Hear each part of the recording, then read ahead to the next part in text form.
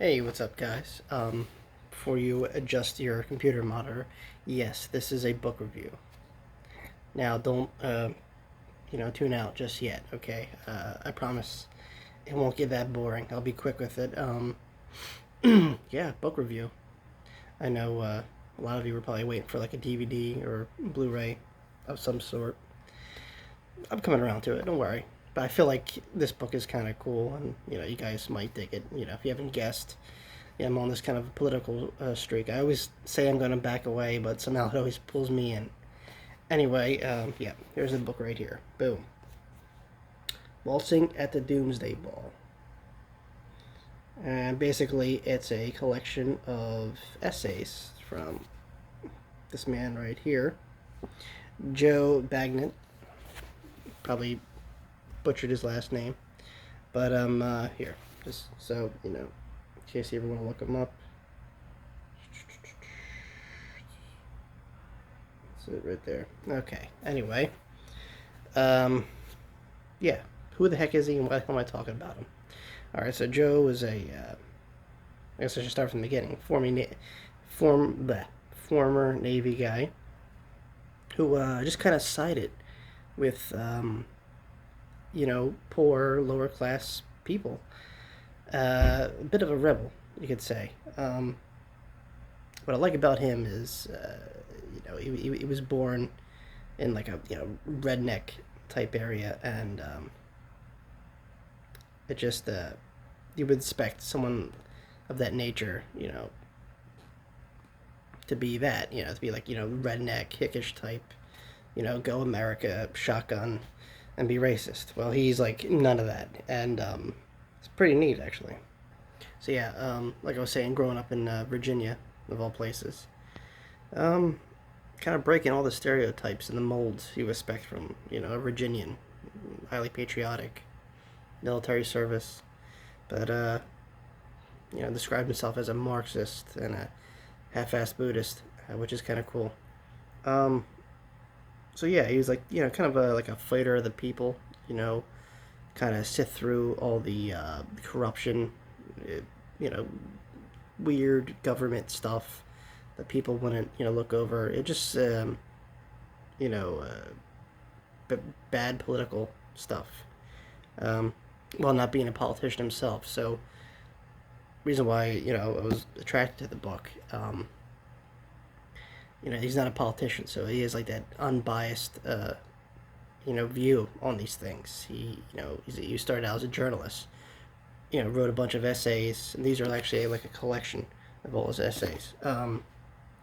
Unfortunately, he passed away in 2011, and but he left us with a lot of work. And like I said, I appreciate people that go that extra mile and be like, hey, this is what's up, and I'm gonna speak my mind. It's cool.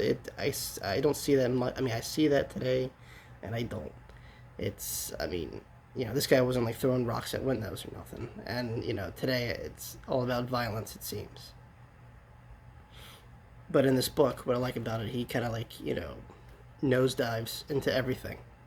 That's very relevant today. I mean, everything from like government corruption, like I said, or conspiracies to seedy Saudi Arabian deals with the Americans. So all bases are covered.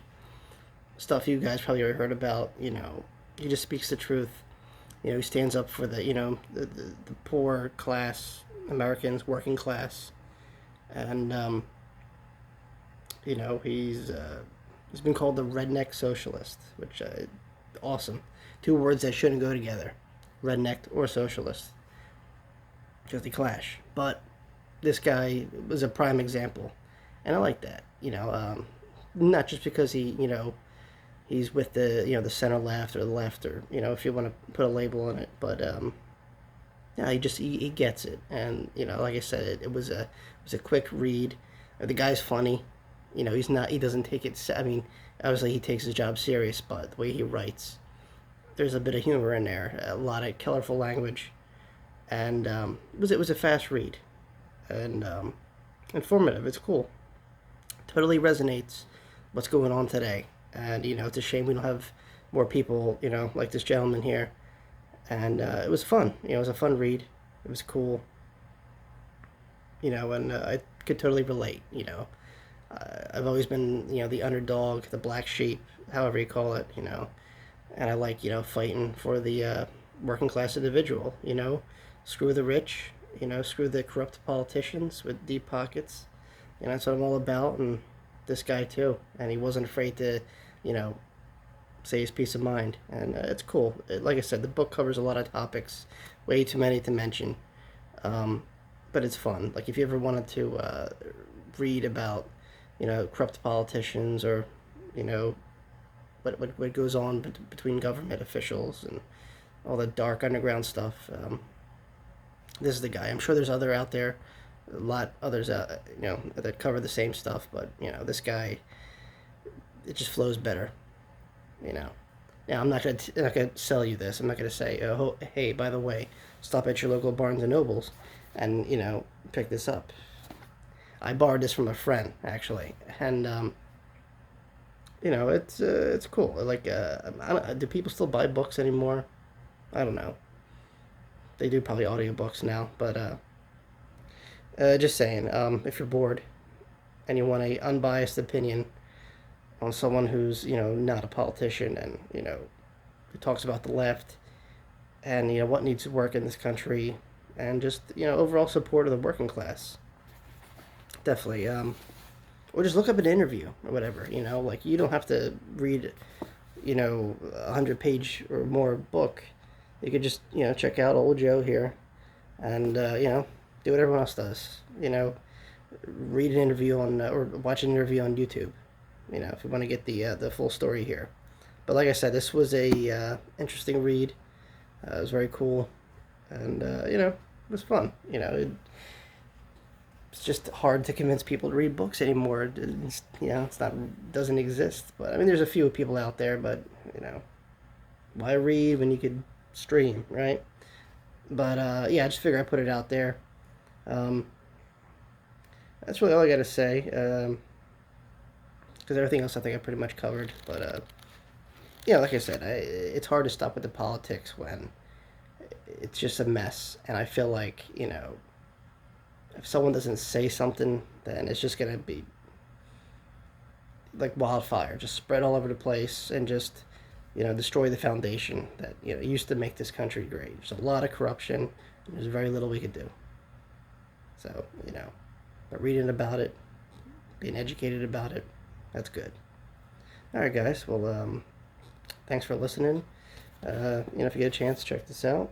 If you want, or like I said, read an interview. I don't know why I said read a video. Watch an interview. I'm just repeating myself. All right. I've said too much. Thanks for watching. And until next time, peace.